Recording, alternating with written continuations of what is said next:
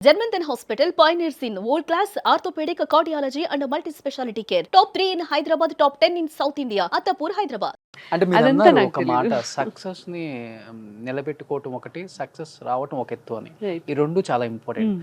ఈరోజు who is she అంటే ఈ వేళలో నేను అనేది నిలబెట్టింది మిమ్మల్ని. అవును. సో దాంతోనే స్టార్ట్ చేయండి ఒక 2 lines ప్లీజ్. అచ్చా పాడాలా? ఈ సినిమాలో నుంచి మేడం గులాబీ సినిమాలో నుంచి అయ్యోయ్యో థ్యాంక్ యూ.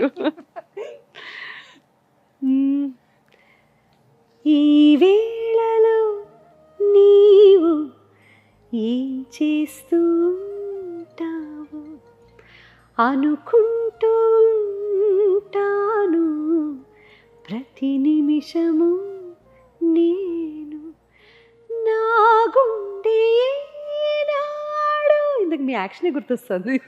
ఇలా పడిపోయారు. సూపర్. 27 years బ్యాక్ సునీత గారు ఎలా పాడారో అలానే పాడారు. అస్సలు కాదు, అతిశయోక్తిది. అలా ఎలా ఉంటుంది? మీరు ఇలానే ఉన్నారు కదా. నేను ఇంకా సన్నగా ఉండేదాన్ని. బట్ ఈ సాంగ్ రిలీజ్ అయిన తర్వాత ఇండస్ట్రీలో అసలు మీరేంటో, మీ వాల్యూ ఏంటో, మీకు ఎంత టాలెంట్ ఉందో ఇదంతా నిలబెట్టింది కదా మేడం. లేదండి, అంత నిలబెడుతుంది. ఒక్క పాటతో ఎవరి టాలెంట్ ఎవరు బేరీజ్ వేయలేరు. ఆయన అలా అయితే ఒక్క పాట పాడిన ఎంతోమంది సింగర్స్ సెకండ్ ఛాన్స్ కోసం అంతలా ఎదురు చూసే సందర్భాలు ఈరోజు ఎక్కువ చూస్తున్నాం. బట్ అలా ఉండదు కదా. ఒక్క సాంగ్తో ఎవరి టాలెంట్ని ఎవరు జడ్జ్ చేయలేరు. నా అదృష్టం ఏంటి అంటే ఆ వెంటనే చాలామందికి యునో ఇట్స్ లైక్ నేను ఇది పాడాను అని నేను చెప్పక ముందే అందరికీ తెలిసిపోయింది. అప్పుడే అసలు కన్ఫ్యూజన్ స్టార్ట్ అయింది నా లైఫ్లో. ఓహో, this is going to be my profession, I have to be here. And then okay సరే నౌ లెట్ మీ డిసైడ్ అన్నట్టుగా అనిపించింది. మేడం సింగింగ్ అండ్ డబ్బింగ్ అసలు బ్యాలెన్స్ ఎలా అయింది మేడం?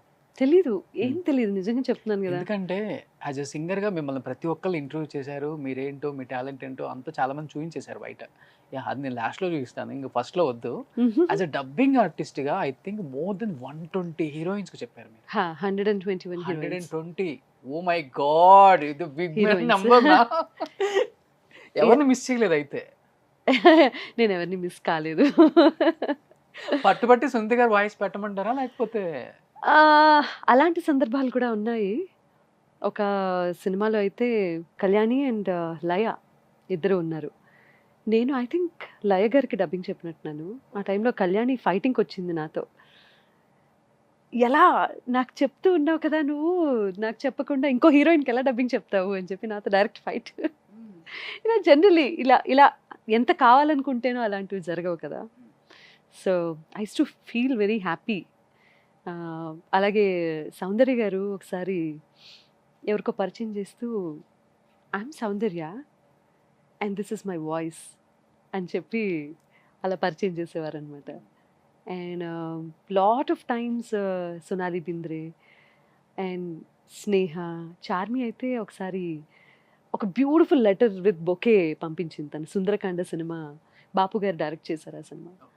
సో ఆ సినిమా తర్వాత that connect with my voice, it's the connection between me and them కాదు, it happened through my voice. నాకు ఇప్పుడు గుర్తు మేడం, అక్కినేని నాగేశ్వరరావు గారు శ్రీరామదాసు ఆడియో ఫంక్షన్లో అండ్ స్నేహ గారి గురించి ఎంత పొగిడారో అంతకన్నా డబల్ పొగిడారు మిమ్మల్ని. ఎవరు ఈమెకి డబ్బింగ్ చెప్పింది, ఎవడైనా ఫిదా అవ్వాల్సిందే ఆ నవ్వుకి. దాంట్లో ఉంటాయి కదా కొన్ని చమత్కారంగా చాలు అది ఆ పాటలో. అవును, విరహాలు చాలు ఇది అంటారు కదా. ఇక్కడ అనమని చెప్పదు మీరు, కష్టం చాలా. చాలా సందర్భాల్లో నాగేశ్వరరావు గారు ఇదే పాట విని, మీరు ఏ పాట గురించి అయితే ప్రస్తావించారో ఆ పాట విన్న తర్వాత ఆయన దగ్గర నుంచి ఫోన్ వచ్చింది నాకు. వచ్చి సగం అంటే నటీనటులు ఇలా పాడితే ఎవరైనా సరే సగం పని అయిపోయింది, ఇంకా ప్రత్యేకించి వాళ్ళు నటించాల్సిన అవసరం లేదు తెర మీద. జస్ట్ మీరు పాడింది అలా జస్ట్ వెళ్ళి పలికిస్తే సరిపోతుంది అన్నంత గొప్ప కాంప్లిమెంట్ ఇచ్చారనమాట. సో అంత ఎక్స్ప్రెసివ్గా పాడారు అని చెప్పారు.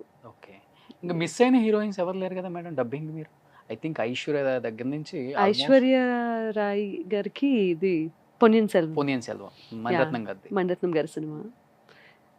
నయనతార గారు అయితే కంటిన్యూస్గా చెప్తూనే ఉన్నాను. శ్రీరామ రాజ్యంలో వెరీ పవర్ఫుల్ క్యారెక్టర్, అండ్ సింహ, ఆ తర్వాత తులసి, చాలా సినిమాలు అలా చూసుకుంటే, గాడ్ ఫాదర్ రీసెంట్గా. సో చాలా నేను పాట పాడడం ఎంత ఎంజాయ్ చేస్తాను, డబ్బింగ్ చెప్పడం ఇంకా బాగా ఎంజాయ్ చేస్తాను. ప్రాణం పోస్తారు, నాకు ఎంజాయ్ చాలా చేయటం ఇష్టం. కాదు. ఛాలెంజింగ్గా ఉంటుంది. అందరూ అనుకుంటారు డబ్బింగ్ చెప్పడం అనేది ఆ, సహజంగా గమనించరు. ఇప్పుడు మనం ఒక చిత్రం చూస్తూ ఉంటాం అనుకోండి, ఆ వెనకాల తన వాయిస్ ఏనా, ఆ అమ్మాయి లిప్సింగ్ కరెక్ట్గా ఉందా, లేకపోతే వేరే ఇంకెవరన్నా వచ్చి చెప్పారా అన్న వాటి మీద దృష్టి పోదు. If I'm not wrong, Anand cinema టైంలో అనుకుంటా, కమల్ నిమ్ముకు కోమ్కి డబ్బింగ్ చెప్పినప్పుడు, మంచి కాఫీ లాంటి సినిమా ట్యాగ్ లైన్ అది ఇది అంతా, అప్పుడు ఓహో ఒక డబ్బింగ్ ఆర్టిస్ట్ ఉంటారు. అప్పటి నుంచి కొంచెం విజిబిలిటీ ఎక్కువైంది ఫర్ ఎనీ డబ్బింగ్ ఆర్టిస్ట్. ఆ సినిమా తర్వాత నేను ఎక్కువ నన్ను డబ్బింగ్ ఆర్టిస్ట్గా గుర్తించడం చూశాను.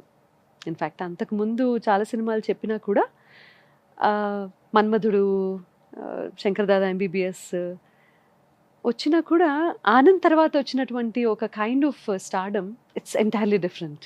నేను చెప్తాను మేడం, మీకు హీరోయిన్స్ మర్చిపోయి ఉండొచ్చు కదా నాకు తెలిసి. నేను అస్సలు మర్చిపోలేదా? No way. మీరు ఎవరెవరు హీరోయిన్స్ చెప్పారు చెప్పండి.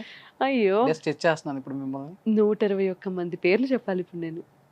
రాశి, సౌందర్య, రాశి, సౌందర్య గారు, కీర్తిరెడ్డి, కీర్తిరెడ్డి, సంగవి, ప్రీతి జింగానియా, సిమ్రాన్, సంగీత, సాక్షి శివానంద్, రంభ, అమిషా పటేల్, నమ్రత శిరోద్కర్, వంశీ మీరే చెప్పారా? అవును. ఓ మై గాడ్. భూమిక గారు, లయ, స్నేహ, అంజలి చావేరి, మాలవిక, సింధు మీనన్, తనురాయ్, కనేహ, రక్షిత. మీరేంటి 100 పేర్లు చదివేలా ఉన్నారే ఇప్పుడు? అమ్మ తెలియాలి కదా. రేణు దేశాయ్, జ్యోతిక, ఆర్తి అగర్వాల్. చాలు. Oh my god, Tabu, Nayanthara. Madam అందరికి ఫేవరెట్ హీరోయిన్స్ మా అందరికి కూడా. ఇప్పుడు మిమ్మల్ని గనుక మీరు పాడొద్దు అన్నారు, గొంతు బాగాలేదు అన్నారు. డైలాగ్ చెప్పమని అడుగుతారా? నయనతార గారిది ఒక డైలాగ్ చెప్పండి, మీకు నయనతార- ఇష్టమైంది. నయనతార గారి డైలాగ్ ప్రత్యేకించి ఏమున్నాయి సింహాలో? ఐ డోంట్ నో, ఇంటర్వ్యూ అయ్యేలోగా ఒకసారి రికలెక్ట్ Recollect చేసుకో. చెప్తాను. ఎప్పుడు అంటే ఆడియన్ గుర్తుపట్టేస్తాడు కదా, సేమ్ వాయిస్ ఇదే హీరోయిన్ చెప్పింది, అలా ఉంటది కదా, ఏమన్నా మార్చేస్తారా ఇమ్మీడియట్ గా టోన్? బాడీ లాంగ్వేజ్ని బట్టి, క్యారెక్టరైజేషన్ని బట్టి, టోన్లో సటిల్గా ఉండాలా, కొంచెం ఎక్సైటింగ్గా ఉండాలా, depends on the heroines characterisation. And వాళ్ళకంటూ కొన్ని మ్యానరిజమ్స్ ఉంటాయి. ఎంత వాళ్ళు డబ్బింగ్ చెప్పకపోయినా కూడా ఒక కైండ్ ఆఫ్ మ్యానరిజం అనేది పట్టుకోగలిగితే బాగుంటుంది, అంటే దగ్గరగా ఉన్నట్టుంటుంది. I try to match with their own style. 120 మెంబర్స్కి చెప్పారు కదా డబ్బింగ్, ఎస్పెషల్లీ ఈ హీరోయిన్కి అయితే పర్టికులర్గా నా వాయిస్ షింక్ అయింది, అసలుకి ఓకే నేను చెప్పినట్టే ఉంది అనిపించిన హీరోయిన్ అయితే ఉంటారు కదా, చెప్తారు కదా మీకు? చాలా మంది ఉన్నారు అలాగా. సొనాలి, ఐ ఫీల్ ఓకే, ఆవిడ ఎక్స్ప్రెషన్, నా వాయిస్ బాగా సెట్ అయింది అనిపిస్తుంది. చూడాలనుంది సినిమాలో అండ్ మిగతా సినిమాల్లో సౌందర్య గారికి చెప్పినప్పుడు పర్ఫెక్ట్గా సెట్ అయింది అనిపిస్తుంది. స్నేహకి అలా అనిపిస్తుంది. అండ్ కోమ్ ఆఫ్ కోర్స్ కమలిని ముఖర్జీ. ఆ తర్వాత మొన్న రీసెంట్గా అఫ్ కోర్స్ నయనతార అలాగే అనిపించేది. ఐశ్వర్య రాయ్కి చెప్పినప్పుడు I felt oh my God how royal she is కదా అని అనిపించింది ఆవిడని స్క్రీన్ మీద చూస్తూ చెప్తున్నప్పుడు. మణిరత్నం గారు ఇన్ఫ్యాక్ట్ హీ రిక్వెస్టెడ్ మీ, మిగతా లాంగ్వేజెస్లో కూడా మీరు డబ్ చేస్తారా అని అడిగారు, ఆయనకి అంత నచ్చి. బట్ అన్ఫార్చునేట్లీ టైం కన్స్ట్రెయిన్స్ వల్ల మిగతా లాంగ్వేజెస్లో నేను చెప్పలేకపోయాను. బట్ అంతలా సెట్ అయింది. వాట్ ఐఎమ్ సేయింగ్ ఈజ్, అలా వాళ్ళ క్యారెక్టరైజేషన్కి నా వాయిస్, వాళ్ళ పర్సనాలిటీకి అలా సెట్ అయింది. ఈవెన్ దో చూడాలని ముందు కూడా సౌందర్య గారి డిఫరెంట్ ఉంటుంది ఆ స్లాంగ్ అవును. కొంచెం. చాలా, she's a darling. She was అని అనిపించదు ఎప్పుడు నాకు.